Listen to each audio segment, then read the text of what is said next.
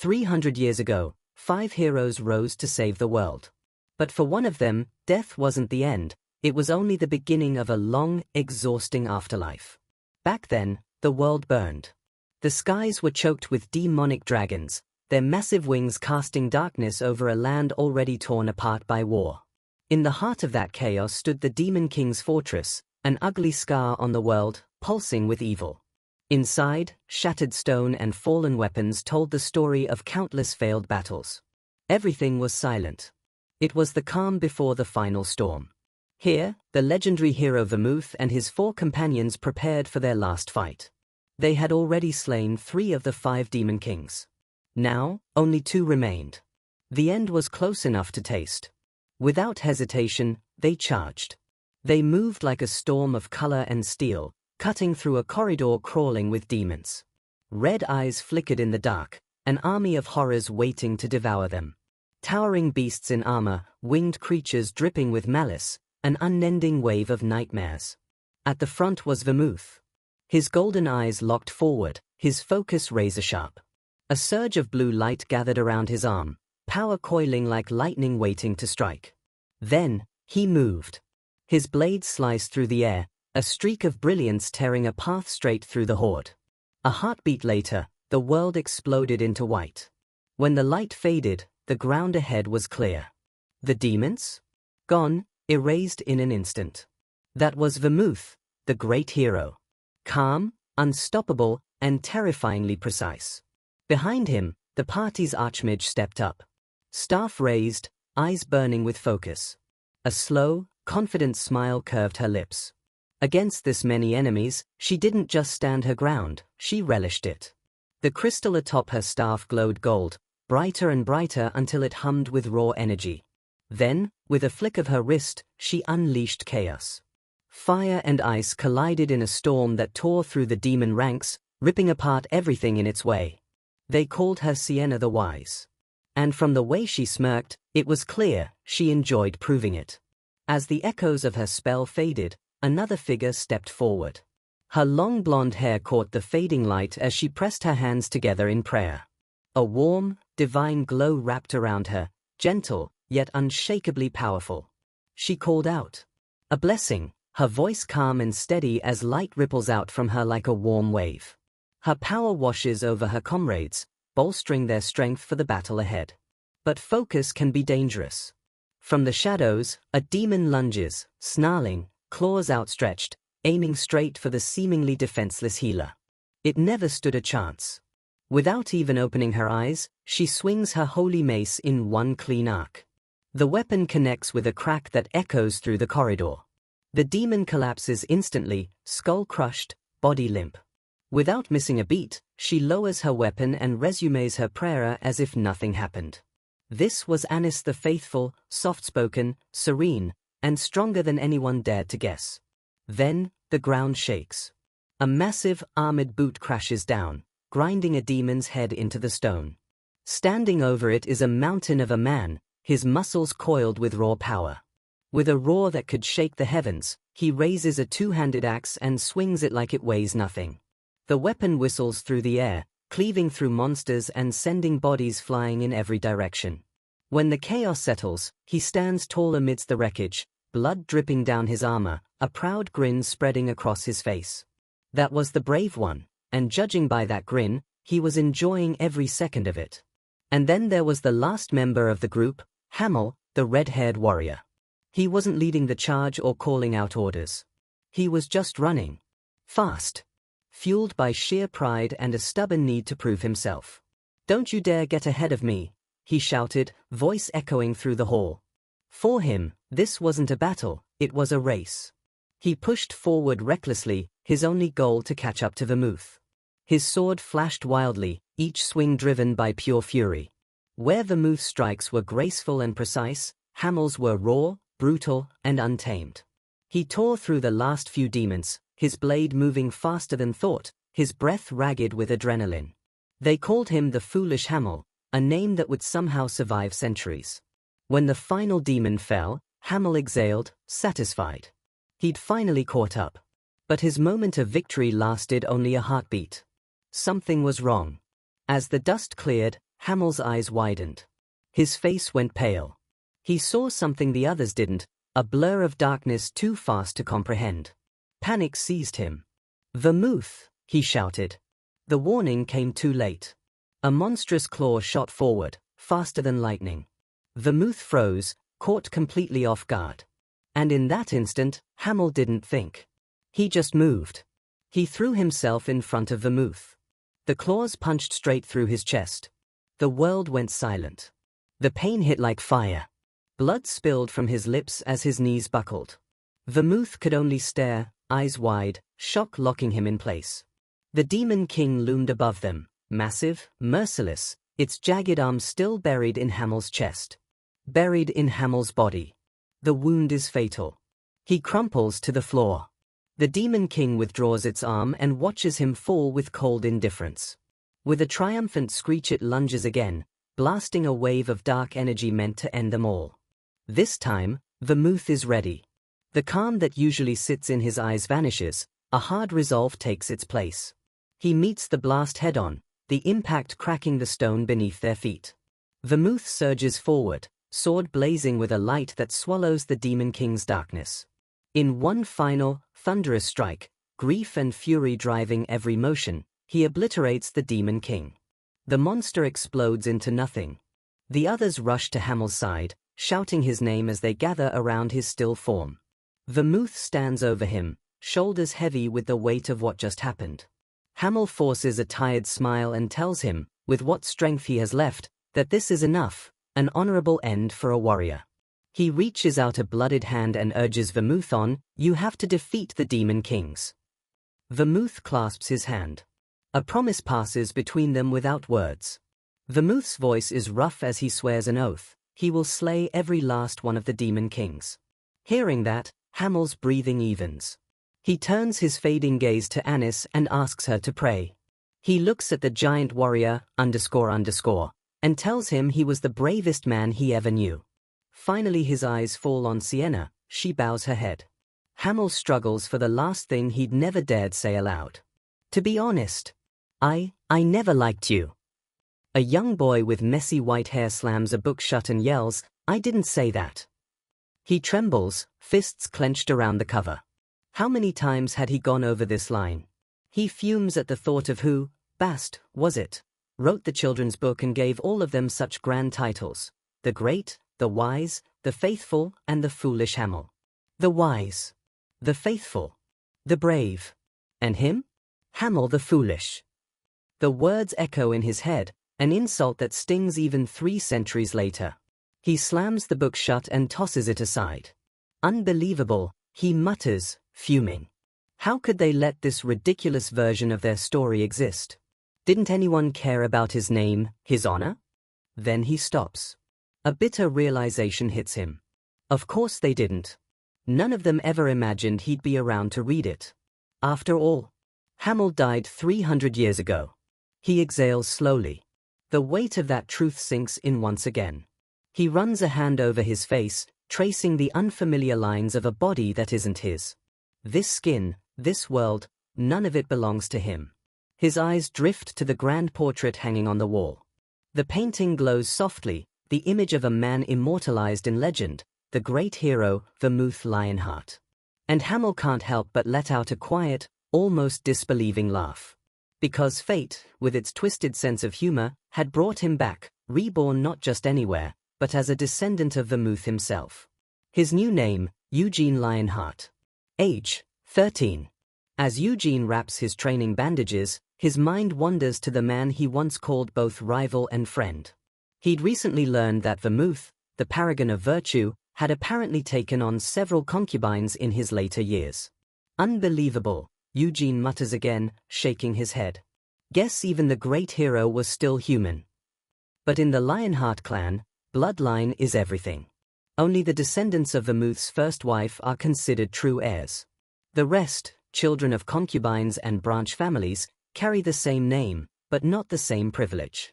For them, rules are strict. They aren't allowed to wield real swords or channel mana until completing a special rite of passage. That meant Eugene, once a hero, now just a branch child, had been stuck swinging a wooden sword for years. He looks down at it now. Light, fragile, unimpressive. And yet, a small grin tugs at the corner of his lips. Because today, this will be the last time he ever uses one. He exhales. Then moves. In an instant, he explodes into motion, fast, precise, relentless. His eyes sharpen, a glint of that old warrior's focus flashing through them. The wooden sword blurs, cutting through the air with such speed it leaves streaks of light in its wake. Each strike lands heavier, faster, sharper than the last. Then, with a final, devastating blow, the dummy in front of him splits apart, and so does the sword. The flimsy weapon shatters into splinters, pieces scattering across the ground. The impact leaves the floor cracked, the air vibrating with the sheer force behind that swing. Nearby, a man watching the entire thing stands frozen, eyes wide. A bead of sweat trails down his face. He finally sighs, exhausted. "You've broken it again." Eugene turns toward him. His voice is calm, his expression unreadable. "Father." Guard's hand lingers on his son's shoulder for a moment longer than it should. His grip is firm, but his expression, uneasy. He's proud, but terrified all the same. How could he not be? He looks at Eugene, his 13-year-old boy, and can't help but feel a strange, gnawing fear. That physique, that focus, those eyes. They don't belong to a child. How is that the body of a 13-year-old? Even worse, a small voice whispers in the back of his mind, if they ever fought seriously, he wasn't sure he'd win. A chill runs through him. Eugene isn't violent. He isn't cruel. But there's something unnatural about him. That golden gaze, calm, ancient, and utterly unreadable, makes Guard's chest tighten every time it lands on him. And then there's the thing that haunts him most. When Eugene's mother died, the boy hadn't shed a single tear. No crying. No sadness. Just silence. That same, eerie composure he still carries now. Eugene kicks aside a piece of the shattered wooden sword, muttering, "The blacksmith in this town is hopeless." He holds up the splintered hilt, eyes narrowing. Trash like this shouldn't even be sold. The man deserves a whipping for calling himself a craftsman. "You're too soft on him, father." Guard clears his throat awkwardly, caught between embarrassment and confusion. "I'll give him a warning," he says quietly. Eugene just exhales, uninterested. Trying to change the subject, Guard says, "Tomorrow's the blood succession ritual." The words hang in the air. Outside, sunlight spills across the Lionheart estate. A beautiful day, the calm before everything changes. Eugene's expression hardens. The blood succession ritual. A ceremony held every 10 years, where every Lionheart child between the ages of 10 and 15 gathers at the main estate. They duel, compete, and prove who is worthy to carry the family name. But Eugene knows better. It's nothing but a show, a tradition designed to remind the branch families of their place. The main line's children have trained with mana and real weapons since they could walk. The branch families? Wooden swords and scraps. It's a rigged game, one meant to keep them beneath the true heirs. Eugene grits his teeth but keeps his expression cool. Guard watches him in silence, his heart heavy. If only he'd been born into the main family, he thinks. Or maybe it'd be better if he wasn't this gifted at all. Then he wouldn't have to carry that burden. Eugene notices the flicker of pity on his father's face. His jaw tightens. "Why are you looking at me like that?" he asks flatly. Guard pinches the bridge of his nose, sighing. "It's nothing." "Nothing, here?" Eugene thinks bitterly. He's blaming himself again. Guard's hand drops onto Eugene's shoulder, firm and deliberate. "Listen to me," he says quietly but with authority. "Don't even think about challenging the main family. I mean it. No matter how skilled you are, you're not ready. Don't do anything reckless." Eugene looks up at him, eyes bright, his tone calm and reassuring, almost too calm. "Of course, father. I wouldn't dream of it." But the spark in those golden eyes says otherwise. "Okay, I won't," Eugene says lightly. But in his head, as if. A wicked grin tugs at the corner of his lips. A skills competition against a bunch of spoiled brats? How tedious. His eyes flick to the shattered dummy in the corner of the yard, his thoughts sharpening. His father had already told him the lineup: 3 from the main family, 6 from the branches. Among the main line, 1 was the official heir, the other 2, twins. The rest? Probably nothing worth remembering. He lifts the broken hilt still in his hand, the edges rough against his palm. His grip tightens. As he moves through his training stances, slow and deliberate, something fierce begins to stir inside him, a pulse of energy that feels both old and new. A sharp smile cuts across his face. His golden eyes gleam. "Let's see," he murmurs under his breath, "just how great the descendants of Vermouth the Great really are." The next morning, a carriage rumbles along a quiet, winding road toward the Lionheart main estate. The sun is bright, the air calm, but inside the carriage, the silence is heavy. Eugene sits still, gaze fixed on the rolling horizon, lost in his thoughts.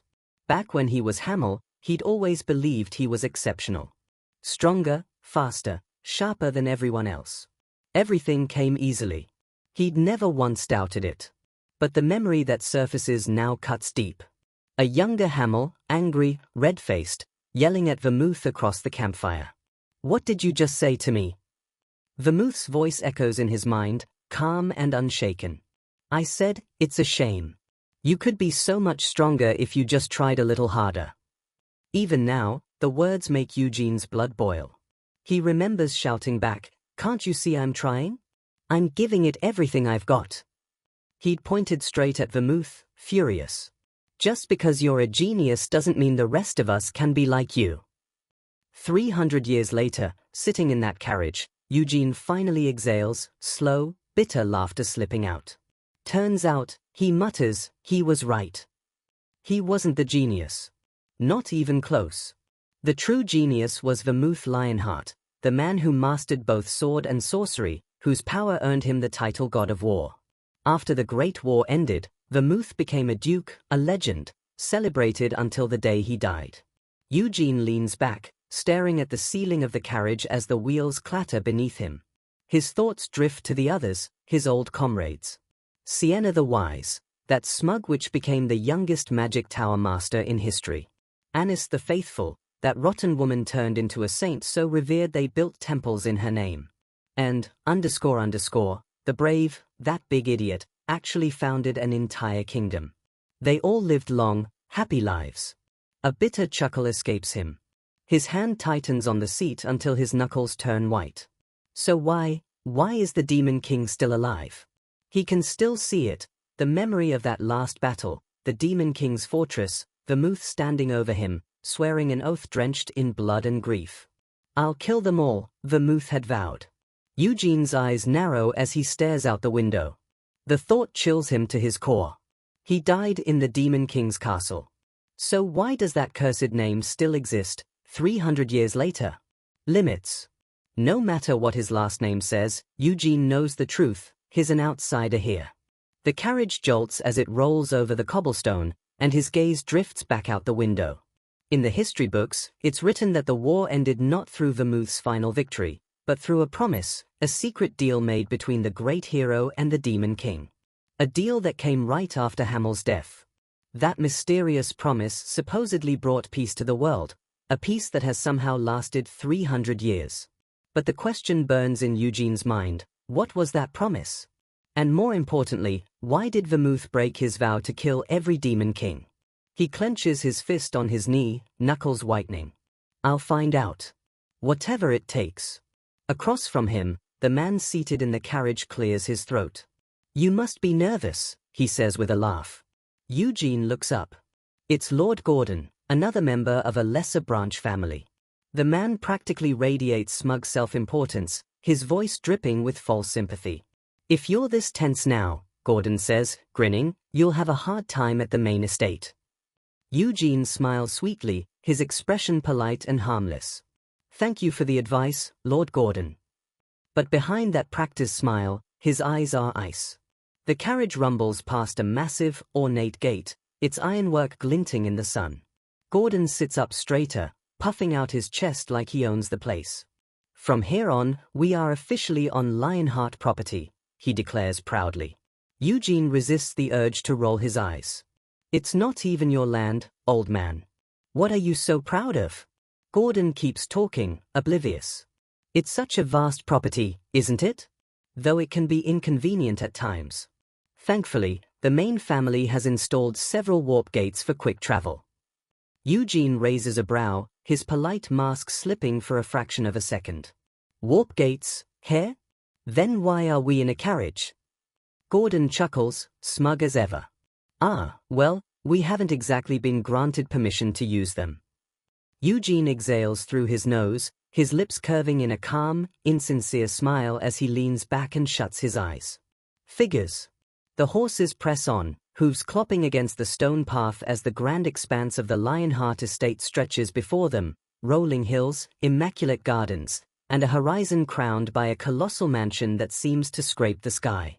When they finally stop, Gordon steps out first, his voice swelling with fake grandeur. Welcome, he announces, spreading his arms dramatically, to the home of the Lionheart patriarch. Eugene steps down beside him, silent. His eyes lift slowly to the mansion towering before him. A fortress more than a home, walls of pale stone, banners of gold and crimson fluttering proudly in the wind. The golden lion crest is everywhere, carved into pillars, engraved on doors, embroidered into every flag. Vermouth's legacy looms over it all, a constant, unrelenting reminder of the bloodline Eugene carries, and the burden it brings. The courtyard is empty. Not a soul waiting to greet him. Of course, he thinks dryly. Why would there be? He knows exactly where he stands here, beneath the main family, beneath the rules, beneath the shadow of Vermouth himself. And yet, as he walks toward the castle gates, the wind whips around him, catching in his hair and tugging at his clothes. His steps are calm. Measured. Because while the others see just another branch child arriving for the ritual, Eugene Lionheart, once Hamel the Foolish, is already planning to tear down everything this family stands for. He sighs through his nose, a faint smirk tugging at his lips. Of course, he thinks. Can't forget to remind me I'm not one of them. Lord Gordon clears his throat and gestures grandly toward the path ahead. You're the first to arrive, Eugene, he says, puffing up with pride. Allow me to show you to your quarters. The guest house turns out to be a mansion of its own, massive, ornate, and surrounded by gardens so meticulously kept they almost seem unreal. When the door opens, a young maid greets them with a practiced curtsy. Her hair is tied neatly back, and though she tries to project confidence, there's a nervous stiffness in her movements. Welcome, young Master Eugene, she says politely. My name is Nina. I'll be attending to you for the duration of your stay. She presents a small silver bell on a tray. If you need anything, just ring this. Eugene accepts it with a nod, studying her carefully. She seems genuine enough, but his mind is already working through the details. So, they assign me a personal maid. How generous. He leans back slightly on the bed, eyes narrowing in thought. 16, new to service, freshly trained. Of course. They gave me a rookie on purpose. A smirk curls at the edge of his mouth. If she messes up, the blame lands on me. A neat little setup to remind the branch boy where he belongs. He looks up at her. How old are you, Nina? 16, sir, she says quickly. I just completed my servant training last month. Of course you did, he murmurs under his breath. He stands suddenly, his movements smooth and deliberate. Tell me, he says, when will the others arrive? She blinks, caught off guard. The main family and the other branches? Within 4 days, sir. 4 days, Eugene repeats, his grin widening. That's plenty of time. He takes a step toward the door. Take me to the training grounds. Right now, sir. Nina stammers. But you've just arrived, and you haven't. Now. Her words die in her throat. She bows quickly and scurries ahead to lead the way. From a balcony high above, 2 figures lean lazily over the railing, watching them cross the garden. The boy, Scion Lionheart, rests his chin on his hand, eyes narrowed in mild disdain. His twin sister, Sile, leans beside him, her long hair fluttering in the breeze. What's his name again? Scion asks, voice full of boredom. Eugene, Sile replies. Same age as us. Cyan's lips curl into a smirk. From some backwater branch on the Empire's edge, wasn't he? Ha! Probably more familiar with a rake than a sword. He pinches his nose with mock disgust. And that carriage he came in? Filthy. I should have the servants wash the road after him. Cyle claps her hands, grinning. You're so right. We should go give him a little talking to. Cyan straightens, brushing imaginary dust from his sleeve. Not a talking to, he says coolly. A warning. He turns toward the stairs. Let's go, Cyle. She giggles behind him. You're too kind, dear brother. And from another window, someone else watches quietly as the arrogant twins descend toward the gardens, expression calm, eyes sharp. Whoever they are, they seem far less amused. Because the twins have no idea what kind of monster they are about to warn. Nearly bursts out laughing. Her golden eyes gleam with excitement, catching every word as if this were the most entertaining thing she'd seen all day. She leans closer to her brother, her voice a low whisper. Brother, that country boy just called you an idiot. That's all it took. Cyan freezes. His face twists in fury, veins bulging as he grinds his teeth. How dare he? He clenches his fists and roars, apologize to me right now. Eugene turns back lazily, not even pretending to care. I'm sorry, he says flatly, not a shred of sincerity in his voice. Cyan blinks, momentarily thrown off by the sheer disrespect. Then his face darkens again.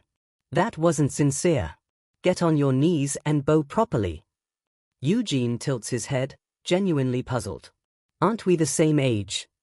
He spreads his hands in mock innocence. Why would I bow to a friend? Cyan nearly explodes.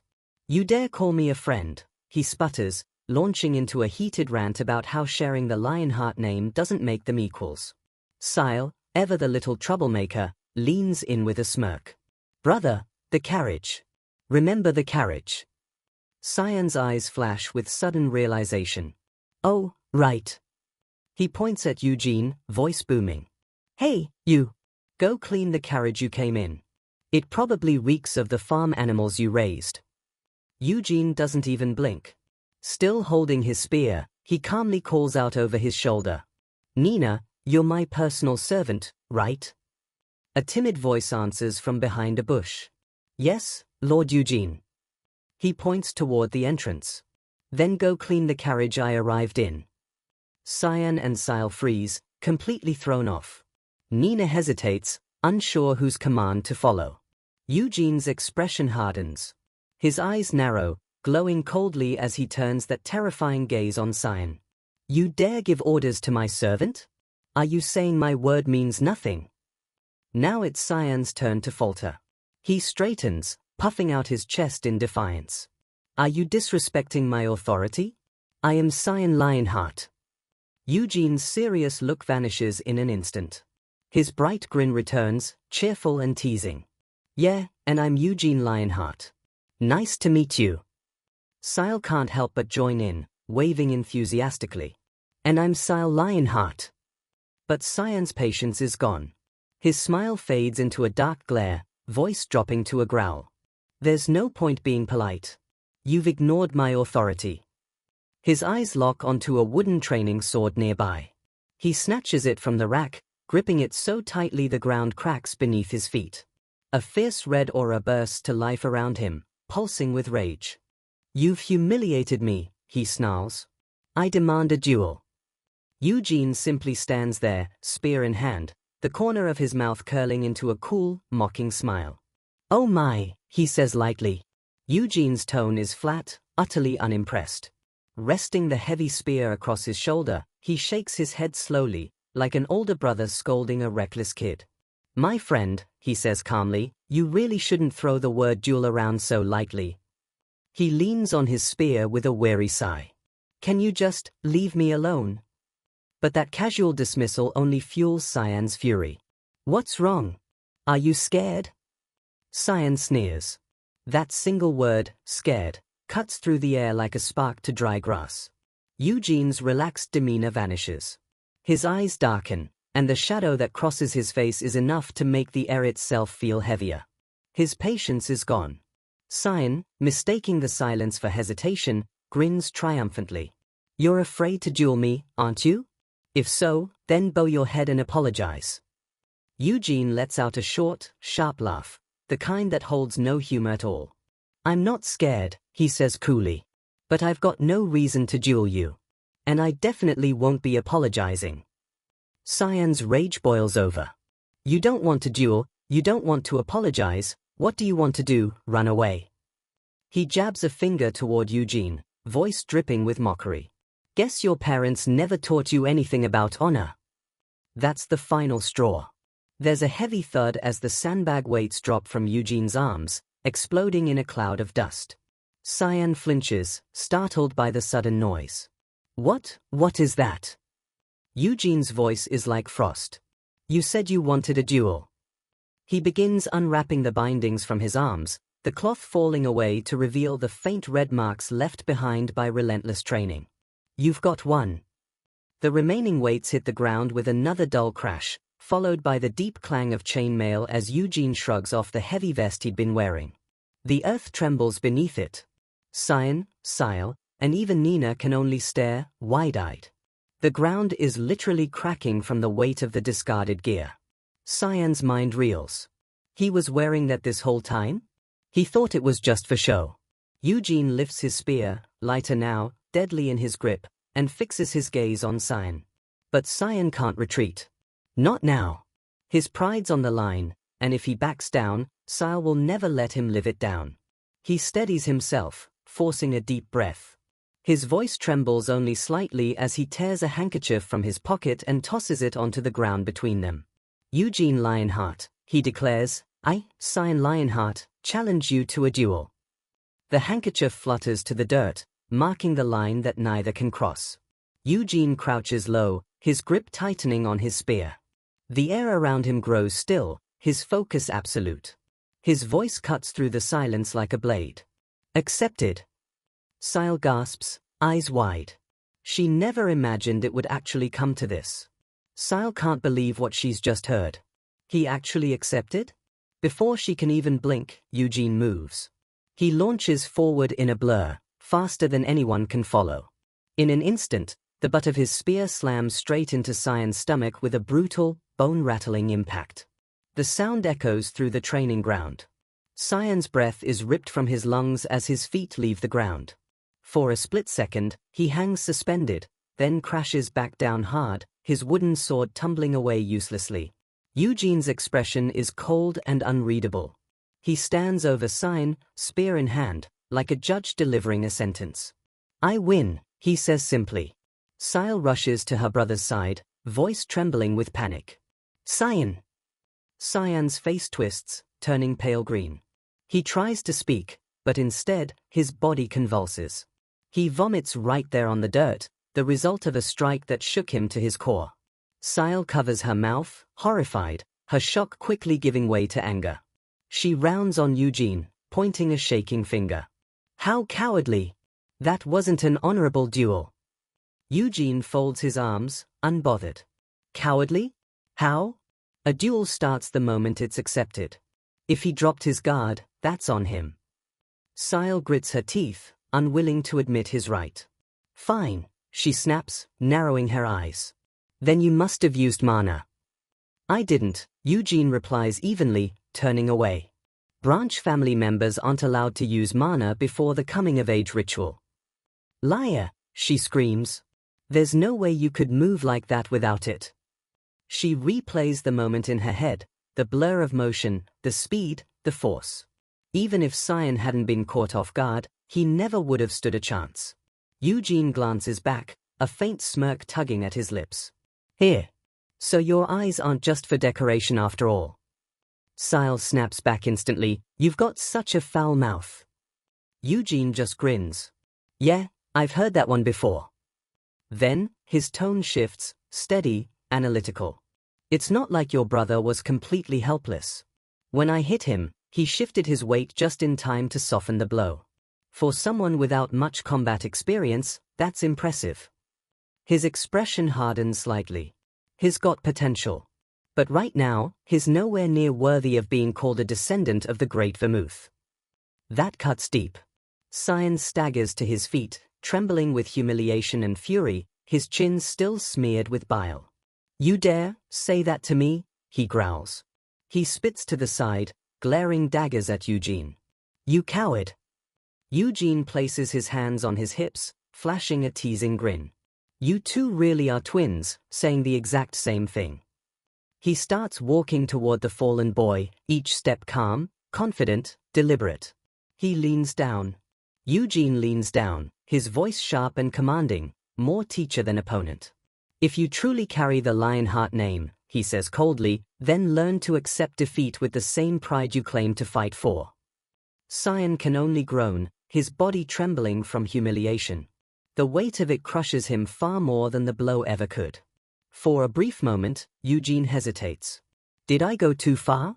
He just flattened a direct heir of the main family. That probably wasn't the smartest move. Before he can think any further, a stern voice cuts through the air. Young master! A man comes sprinting toward them, sharply dressed, his mustache neatly trimmed, his eyes hard as steel. There's no Lionheart crest on his uniform. A hired knight, Eugene notes instantly. But his posture, his aura, the way he moves, this man is dangerous. Cyan spots him and immediately bursts into tears. Hezar! He cries, stumbling forward and burying his face in the man's chest. I lost. I lost to a country bumpkin like him. Through his sobs, he blurts out the whole story, how he was the one who issued the challenge and how he was the one who lost. Hezar's expression darkens. A duel, he repeats, the word weighted with disapproval. He looks between them, the trembling, tear-streaked boy and the calm, steady figure of Eugene standing amid cracked stone and scattered training weights.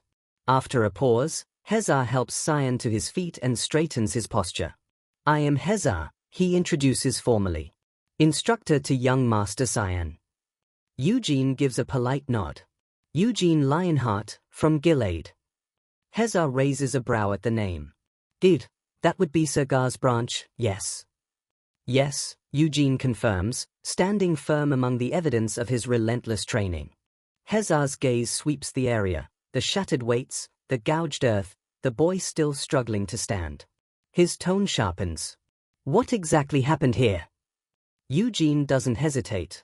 Cyan started a fight with me, and then insulted my father. Cyan lifts his head weakly, still leaning on Hezar. I didn't. Eugene's voice cuts through his protest, calm but cold. He said my father never taught me about honor. Called me a coward. He steps forward slightly, meeting Hezar's eyes directly. He insulted not just me, but my father as well. Tell me, Sir Hezar, isn't that reason enough for a duel? The knight's expression tightens. For a long moment, he says nothing. Then he exhales, covering his mouth thoughtfully before finally nodding. Your reasoning is sound, he admits quietly. Turning to Cyan, his voice hardens again. Young master, that's enough for today. Let's get you treated. As Hezar guides the defeated boy away, he glances back at Eugene with a hint of respect. Young Master Eugene. I hope we meet again. Cyan waves brightly from behind them. See you. Eugene raises a hand lazily. Yeah. Bye. Later that day, the dining hall echoes with the clatter of dishes and the sound of vigorous eating. Eugene sits at the head of the table, tearing through a feast fit for a knight returning from battle. Chicken legs, meat pies, roast vegetables. His appetite is unstoppable.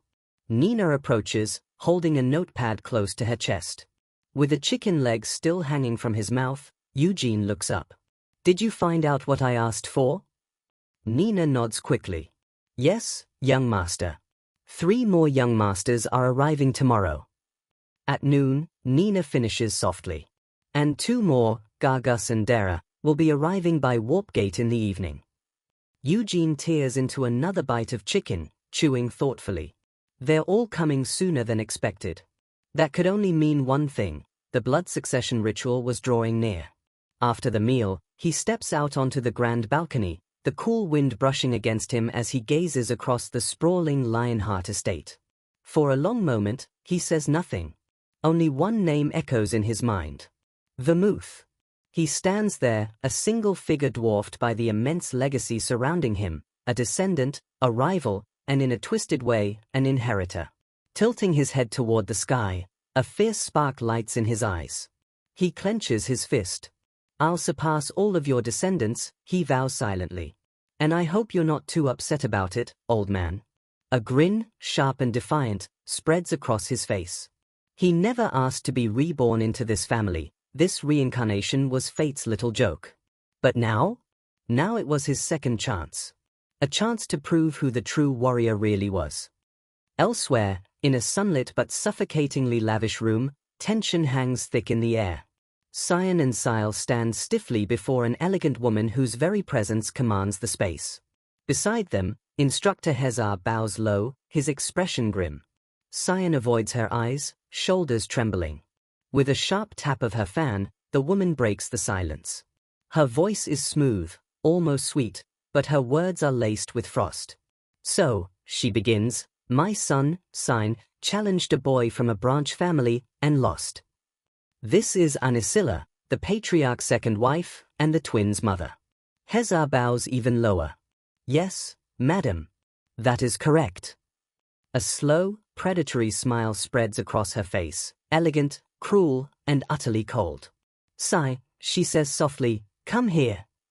He flinches but obeys, stepping forward with his head bowed. Without warning, crack.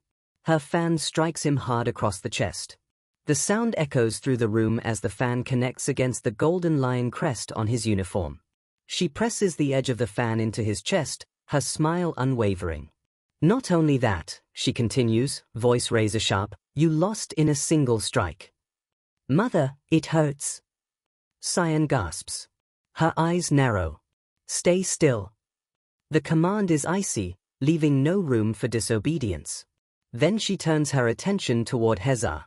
"Instructor Hezar," she says, her tone deceptively calm. "Are you certain that boy has never trained with mana?" Hezar bows respectfully. "Yes, Lady Anisilla."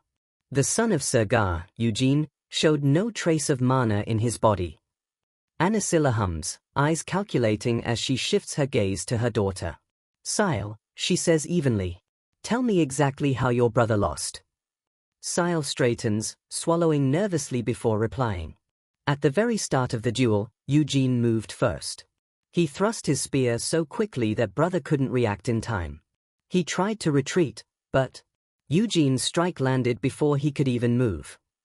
Anisilla's eyes darken. The faint smile vanishes. "So that's what happened." Her fan closes with a soft snap. The duel ended with a single, pitiful strike. Cyan lowers his head even further, unable to face her gaze, the sting of shame far worse than any blow Eugene had dealt. Cyan looks up at her, voice small. "Mother!" She slaps him across the face, the sound rings through the ornate room. Her voice cuts sharply. "How dare you challenge someone to a duel and lose in front of such lowly commoners? And to a boy who's never even trained with mana." Her fury is aimed at pride. She continues without pause. "Our father is returning soon. What am I supposed to tell him? Do you know how much that Hagtheronis will laugh at me?" Cyan collapses, sobbing and apologizing over and over. "I'm sorry, mother. I'm so sorry."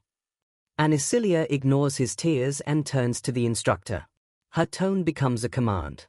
"Hezar." Hezar replies quietly, "Yes, my lady." She fixes him with a hard order. "Right now, I want to kill you with my own hands. However, you are a knight my husband favors. Train Cyan until he will never shame me like this again." "Yes, my lady," Hezar answers, bowing deeply. Anisilla waves them away. "Take him and leave my sight." Hezar lays a guiding hand on Cyan's shoulder and leads the weeping boy out as Anisilla watches, still unreadable. The heavy doors close behind them, leaving Anisilla alone with Sile. She snaps her fan shut with a sharp crack, breathes once, and then calls, "Sile." "Yes, mother," Sile answers. Anisilla's tone shifts to something cool and calculating. "That boy, Eugene, was it? Stay close to him." Sile blinks in confusion. "But why?" Anisilla explains plainly. A boy that's strong without mana training is interesting. She considers the options and dismisses the simplest one. Killing him would raise suspicion and attract the attention of the guardians of the familial code, a line she will not cross. Keep your friends close and your potential enemies closer. Sile brightens. All right, mother. I want to learn more about him anyway. I'll make friends with Eugene. Anisilia allows a small, satisfied smile. Her plan is set in motion. The next day, 3 more children from the collateral lines arrive. Deacon, age 11, Hansen, 14, and just 10. Each bears the signature white hair of the Lionheart clan, but each moves and speaks in a different way. While they arrive, Eugene is already on the training grounds, pushing himself through a punishing run. Sweat pours from his brow as he drives himself onward. Sweat drips down Eugene's brow as he runs, every stride steady and deliberate. Nina rushes after him, breathless. Young master, wait. He glances over, still running. What is it? They're here, she pants. He raises an eyebrow. The last of the branch kids. Yes, but, she stammers, eyes wide with something close to panic. The head of the family is here too. That stops him cold. Eugene wipes his face with the back of his arm. The patriarch himself? The head of the Lionhearts. He immediately turns and starts for the main house. Wait! Nina cries. At least change your clothes first. He waves her off without slowing. If I do that, I'll be the only one late. Better to be sweaty than disrespectful. He grabs a towel from a nearby rack, gives his face a quick wipe, and heads straight for the entrance. The entire household is assembled. Servants, knights, instructors, all lined up in perfect formation. The air is thick with anticipation. Children from both the main and branch families stand at attention, silent and tense. Eugene quietly slips into place among the branch family heirs, his sharp gaze sweeping across the crowd. His eyes land on the main family group. Standing proudly in front is their mother, Anisilla, the ever-calculating second wife. Beside her, as poised and distant as ice, stands Theonis, the patriarch's first wife, Anisilla's lifelong rival. And next to Theonis, dressed in formal black, stands a boy with a calm, heavy gaze, Iode Lionheart, the eldest son and official heir. A low rumble echoes across the courtyard. 2 carriages appear at the far end of the grand driveway, flanked by 2 riders on horseback. The lead rider is impossible to mistake. His long hair, streaked with gold and grey, glints in the sunlight. His presence alone demands silence. Gilead Lionheart, the patriarch. His golden eyes, sharp and piercing, sweep over everyone in a single, commanding glance. The weight of his authority settles over the courtyard like a storm. Behind him rides another man, his younger brother, Jayan. As Gilead dismounts, all bow their heads. Even the wind seems to quiet. Iode, the eldest son, lowers his gaze nervously. His father approaches, a faint, unreadable smile tugging at his lips. Iode, Gilead says, placing a hand on his head. You've grown. His tone shifts slightly. Have your skills grown as well? Iode swallows hard. Yes, father. I've been training every day to meet your expectations. Gilead studies him for a moment, silent, then moves on without comment. He turns to Anisilla and her children. Cyan. Sile. I almost didn't recognize you. Children grow up quickly. Sile bows politely, her tone light and cheerful. We missed you, father. Cyan stays quiet, stiff and pale, unable to meet his father's gaze. Then Gilead's eyes shift again, scanning the line until they stop on another man. Guilford, he calls. The man steps forward, holding a small, swaddled infant in his arms. I heard you had a son, Gilead says, his expression softening for the first time. I'm sorry I couldn't attend the celebration. Guilford bows deeply. Please, brother, think nothing of it. Guilford quickly shakes his head, bowing low. Please, brother, don't trouble yourself with such things. Gilead simply nods, his expression unreadable. Then, turning his gaze toward the final group, the children of the collateral lines, he strides over, his presence enough to silence even the faintest whisper. His sharp eyes sweep over each of them, measuring, weighing. Then, with a calm authority that leaves no room for hesitation, he says, "Let's all share a meal." A faint, knowing smile tugs at his lips.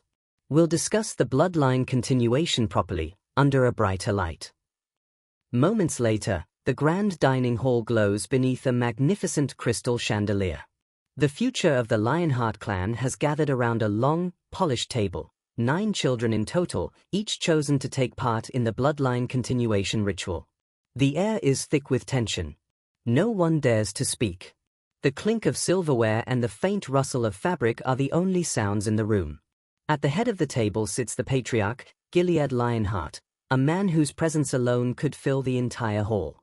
To his right are his children from the direct line, the composed and perceptive Sile, the Solomere Iode, and, beside them, an unfamiliar figure, a tall man with long blonde hair, smiling easily as if the tension in the air doesn't touch him. Across from them sit the children of the branch families, Eugene among them, silent but watchful, studying everyone with calm precision. His gaze lands on 2 of the newcomers, a large, muscular boy built like a fortress, and a dark-skinned girl with sharp, piercing eyes. Gargus and Desra. He recognizes them immediately, the 2 who arrived earlier through the warp gates alongside the patriarch. The most promising heirs from the strongest branch families. But what catches his attention more is the blonde man seated near the main family, the stranger. Who is he? Eugene wonders. This dinner is supposed to be family only. Across the table, Sile seems to share his curiosity. She glances at the stranger, then leans toward her father. "Father," she asks softly, "who is our guest?" Gilead hums in thought, his gaze sliding to the man beside him.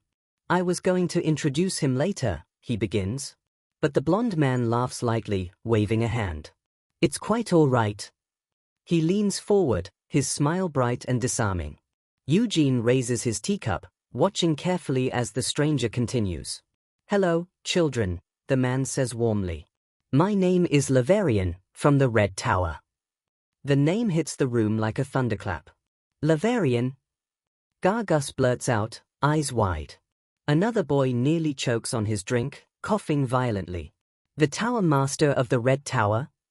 Even Eugene's composure falters. He sputters, choking on his tea before managing to croak, "I'm fine," waving off Laverian's concerned glance. But inside, his mind is spinning. The Red Tower Master? That means this man is connected, not distantly, but directly, to his past. A disciple of Sienna's line. No, he realizes. A disciple of her disciple. Memories stir. 300 years ago, Sienna became the youngest Tower Master in history, a genius who reshaped the very foundations of magic.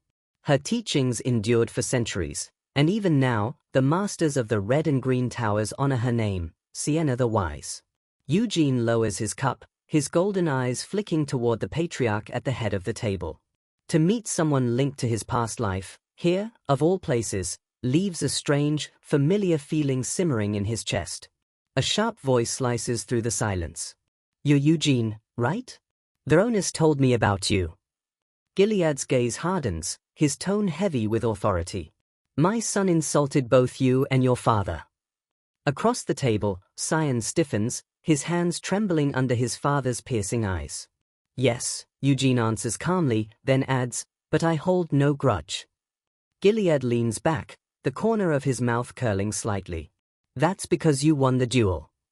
Eugene's reply comes firm and unwavering. "Even if I'd lost, it wouldn't change anything. If I can't defend my honor, then I deserve the shame that follows." For a moment, Gilead studies him quietly. Then, with a faint glimmer of approval, he says, "You're better than my son." The words strike the room like thunder. He turns to Sion and takes his hand. "Sion." "Yes, father." "I'm not ashamed of your defeat," Gilead says, voice steady but cutting. "I'm ashamed that you care more about my reaction than about your own lack of honor." Sion lowers his head, unable to answer. "The duel began because of your insult," Gilead continues, each word sharp and deliberate. "Even after losing, you didn't apologize." I, Sion falters. "You bear the name Lionheart," Gilead reminds him, his voice echoing through the hall. The great Vermouth is your ancestor. If you truly carry his blood, then learn to respect not only yourself, but your opponent as well. Cyan looks across the table, eyes meeting Eugene's. Shame burns in his chest. Finally, he forces out the words. I apologize. Eugene doesn't respond aloud. He's only saying that because he has to, he thinks, letting out a silent scoff. Gilead turns his attention back to Eugene. You said your father's name is Guard. I admit, I don't know him. That's not surprising, Eugene replies smoothly. Even I think our family lives out in the middle of nowhere. Gilead lets out a quiet hum, as if visualizing the vast Lionheart family tree. Did your father teach you how to fight? He taught me the basics, Eugene says simply. The rest, I learned myself. The room falls silent. Diera blinks in disbelief. He trained himself, she whispers. Goggis looks just as stunned. And he still beats Cyan. A slow grin spreads across Gilead's face. This ceremony might be far more entertaining than I expected. Just then, the doors open. Maids enter, pushing carts overflowing with dishes fit for a royal banquet, lobsters, roasted meats, steaming soups, golden pastries. Gilead gestures toward the feast. Please, eat. You must be hungry. Later that night, under the glow of the full moon, the mansion falls silent once more. The feast is over. The plates are gone, but the tension lingers. The children sit once more around the grand table, the air thick with anticipation. Gilead dabs his mouth with a napkin and speaks, his voice steady and commanding. As I said earlier, I've gathered you here to explain the rules of this year's bloodline continuation ceremony. Every eye turns to him. Eugene and the other branch family children listen closely. This moment could shape their entire futures. Before Gilead can continue, Sile raises his hand. I know it's not my place to say this, he begins carefully, but the traditional ceremony has always been unfair. Gad nods in agreement, his tone calm but firm. The old rules were designed to favor the main line. The branch families never really stood a chance. Gilead leans back, folding his hands. 3 of my own children will take part this year, he says, glancing toward Iode. But this time, I want to test the potential of all who carry the Lionheart name. His voice rings through the hall, filled with conviction. This ceremony is not about bloodlines. It's about finding the one who inherits the true spirit of the Great Vermouth. Whether direct or collateral, it makes no difference. Eugene lowers his gaze, a faint smile tugging at his lips. Vermouth, your descendant is far kinder than you ever were, he thinks quietly. That, Gilead continues, is why we've brought in an outside expert. A burst of energy fills the air as Liberian stands up, grinning from ear to ear. And that's where I come in, he declares, snapping his fingers with flair. A flash of blue light floods the room. Before them, a glowing projection appears, a vast, intricate maze suspended in the air. This, Liberian explains proudly, is a magical labyrinth of my own design. Each of you will enter from a different point. Your goal is simple, reach the center and defeat the elite monster waiting there. With another gesture, the image shifts to reveal a massive, armored beast, its eyes burning with fire. Of course, Liberian adds with a mischievous grin, you'll have to survive plenty of traps and battles along the way. He holds up a sphere of crackling blue energy. But don't worry. Everything inside is an illusion, a creation of my magic. Nothing that happens there will be real. His eyes sparkle. Think of it as a grand adventure. Dangerous, but fun. Eugene studies the projection, his thoughts sharp and focused. High-level summoning and illusion magic combined, he muses. You'd need that much skill to become a tower master. Liberian goes on, his tone brisk. The rule is simple. If any one of you defeats the boss, the ceremony ends. Your performances will be graded individually. One of the boys, Hansen, raises a shaky hand. What happens if we can't clear the maze? Liberian chuckles. Well, if you're scared, you can always wait by the entrance. But, you won't score very high doing that. Eugene leans forward slightly, cutting to the heart of it. If we do defeat the boss, what's the reward? The room goes quiet. Gilead closes his eyes for a moment, then opens them, his gaze blazing like a storm. Gilead's voice fills the hall like thunder. The victor, he declares, will be granted one treasure from the Lionheart family's legendary vault. For the first time, Eugene's composure breaks. His eyes widen, sparkling with genuine excitement. Now that's worth fighting for. Later that night, the hallways of the mansion glow dimly under flickering candlelight. Eugene walks alone, deep in thought, the quiet hum of anticipation running through him. A confident grin spreads across his face. I'll win this ceremony. That much is certain. The real question is what I'll take from the treasury. His steps echo down the corridor, steady, sure, and filled with determination. He won't lose. Not to anyone. Ahead, two figures appear, Goggis and Diera, waiting as if they'd been expecting him. The atmosphere shifts immediately, tension sparking between them like flint and steel. The two strongest among the branch family heirs. Both rivals. Both threats. When you take down the main family's golden boy, it doesn't take long for others to come testing your strength.